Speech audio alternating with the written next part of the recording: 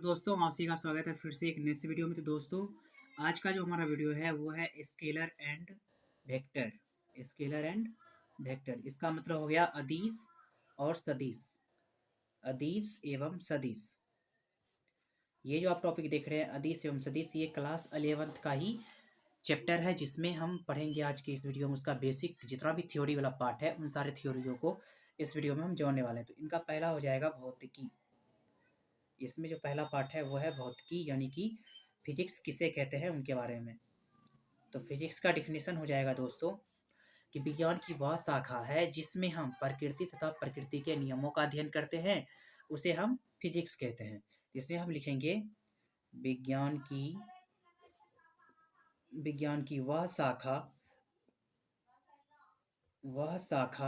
है जिसके अंतर्गत हम प्रकृति के नियमों का अध्ययन करते हैं। प्रकृति के नियमों का अध्ययन करते हैं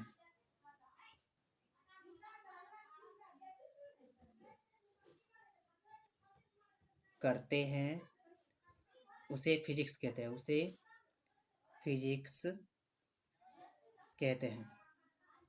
यानी हम इसमें क्या समझे, प्रकृति में जो भी घटना घटता है वो क्यों घटता है, उनका क्या नियम है, क्या कारण है, उनका जो हम अध्ययन करते हैं उसी को हम फिजिक्स कहते हैं। जैसे कि मान लीजिए आम के पेड़ से अगर आम नीचे गिरता है तो वो जो है प्रकृति है। यानी प्रकृति कहने का मतलब वह जो भगवान बना के भेजे हैं। अब वो नीचे गिरा, वो न्यूटन के गति के नियम के अनुसार गिरा। यानी कि वो जो न्यूटन थे वो उसके गुरुत्वाकर्षण जो बल के जो नियम थे उनके नियम के अनुसार वो गिरा आम। यानी गुरुत्वाकर्षण बल जो है वो धरती के अंदर है, उसको अपने ओर खींचता है तो वो गिर जाता है। इस तरह से उसका कंडीशन होता है, यानी उसके नियम का। तो इसका डिफिनेशन हम लिखे विज्ञान की वह शाखा जिसके अंतर्गत प्रकृति एवं प्रकृति के नियमों का अध्ययन करेंगे उसे हम कहेंगे भौतिकी। अब हम जानते हैं अदिश के बारे में। अदिश यानी कि स्केलर।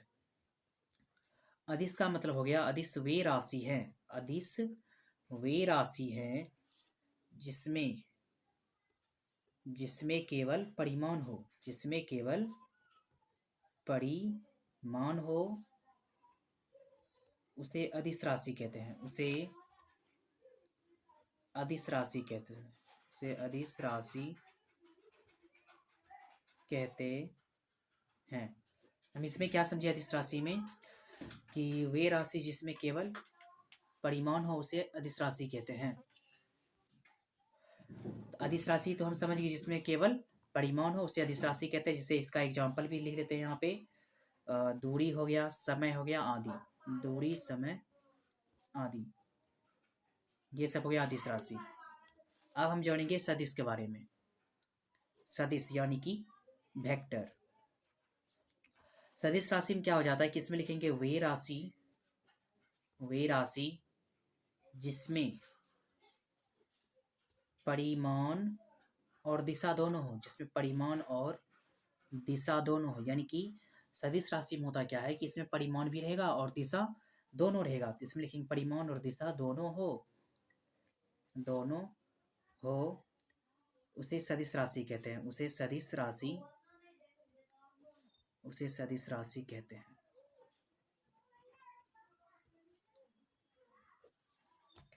अब हम आगे जानेंगे, ये तो सदिश राशि समझ गए।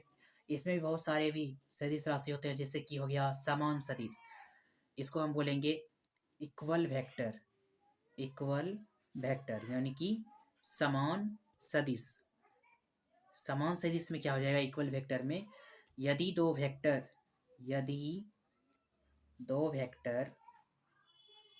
का परिमाण और दिशा दोनों समान हो, उसे समान सदिश कहते हैं। जो